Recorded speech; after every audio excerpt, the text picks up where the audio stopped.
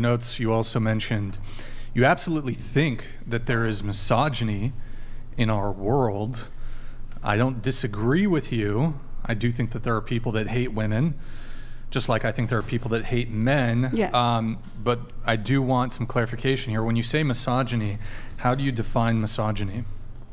I define it as, I feel like misogyny might be more of a systemic thing where women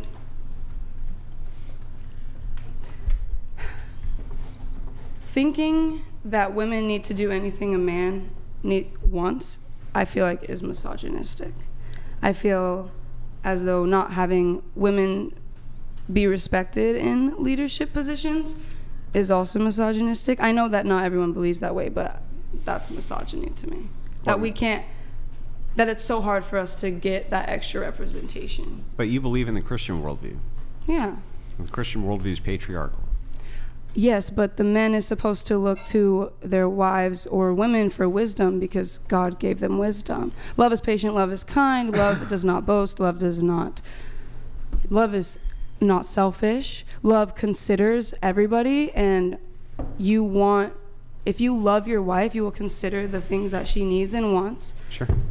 And not just what you want. Yeah, but it's not a matter of the assumption that's kind of baked into the Christian worldview.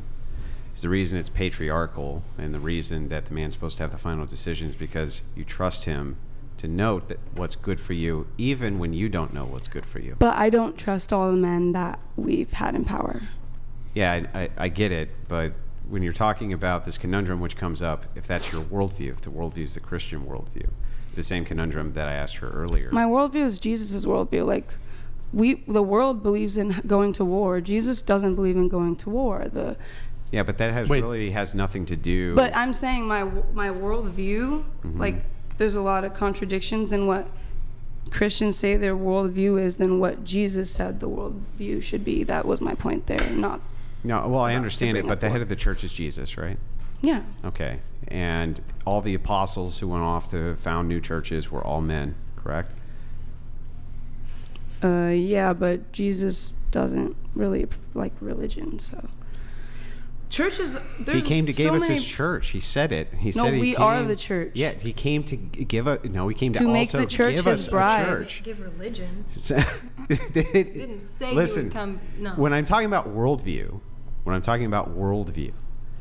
I say the word religion, you can dispute the word. You can say, okay, I don't follow a religion, but you still follow a worldview. Your view, the way that you look at the world, the prism in which you're guided, is informed by your Christian worldview. This is how you know what's right, what's wrong, what's correct behavior, incorrect behavior, how you're supposed to live your life, how you're not supposed to live your life, right? Are you drinking that beer? Do you have a Christian worldview? Yeah. Okay. And? That contradicts it. No, it doesn't. Drinking a beer contradicts Christianity? Yeah. Really? Alcohol, spirits, stay away from spirits. Have you ever heard of something called the Last Supper? Yeah. What did they drink? Wine. Gotcha, bitch. Contradicting their own worldviews. From Jesus. Jesus drank himself wine. That he made. Listen, there's no restriction in Christianity for drinking wine. We're not beer. To be drunk, but to have a beer is fine. Drunken, wine, I mean, he is on his, but we are not to be drunk. The reason that drunkenness is wrong, drinking is not wrong, and who cares if you're on your 8th if you're not drunk? The reason that drunkenness impaired, you're going to be impaired. Jesus got a high tolerance. The reason that yeah, but that's the reason not what. If you got pulled over, that's not what would be happening. It's not about blood alcohol level. Christianity is not about legalism. They're looking for impairment, because if there was some type of impairment, and not just impairment but addiction, if it was an addiction and an impairment, that would take you further away from Christ. That's part of the worldview. Drinking a beer has nothing to do with it.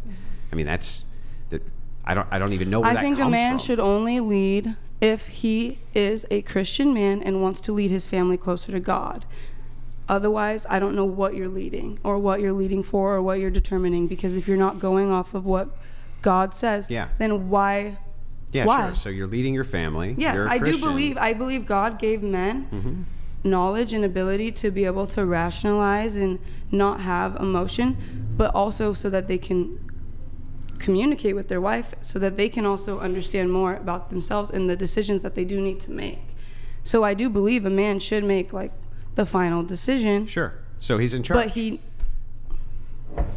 he is a provider, and he's supposed to protect and take care of his family, and that I believe means emotionally, mentally, and physically. And if you're doing something that hurts your wife, you shouldn't want to do that because you love them. But hurt her how? Not letting her express herself, not letting her use the skills that God gave her.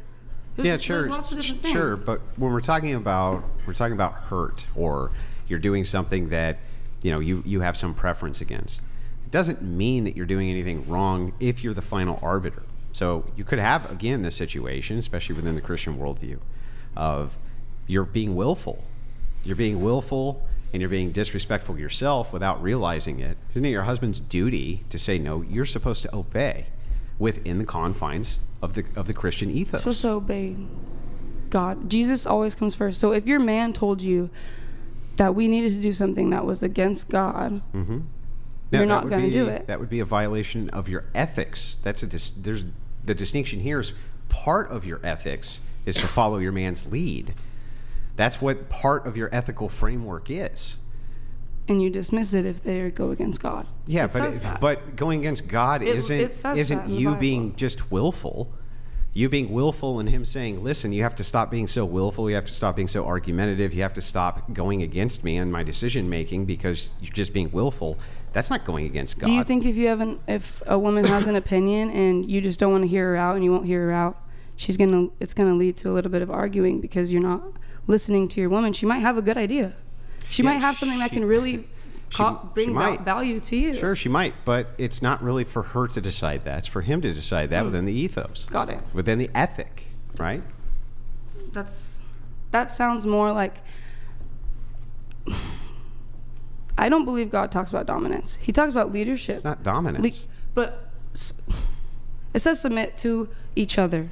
Marriage in the Christian ethic is a reflection of the relationship you have with Jesus Christ. Jesus Christ is the head of the church. But not everyone gets married to men that deserve that respect.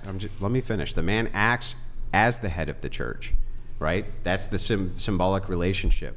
The woman acts as the body of the church. That is the symbolic relationship. The man is the head. So when you're talking about submission, which is part of your vows, for all Christians, as far as I'm aware, even Protestants make the vow of submission.